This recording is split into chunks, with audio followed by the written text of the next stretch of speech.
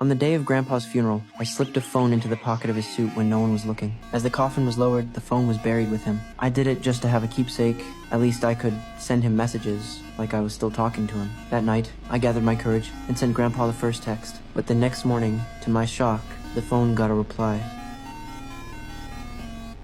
I ran to tell my dad, saying Grandpa might not actually be dead, we had to open the coffin and check. But Dad just shook his head and said I was crazy. He reminded me that the coroner had already done an autopsy to determine the cause of death. They even removed Grandpa's heart. There was no way he was still alive. As for the text, Dad thought the phone might have been hacked, but I knew that was impossible. The message used a special letter code, something only Grandpa and I knew. No outsider could have understood it. Unable to convince Dad, I went to the cemetery alone. I called the phone buried in the coffin. It rang for a long time, but no one answered. If he was really alive and could text, why wouldn't he pick up? The matter went unresolved, and life slowly returned to normal. I pushed it all to the back of my mind, until one day, at the school dance, I finally worked up the nerve to ask a girl in class to dance.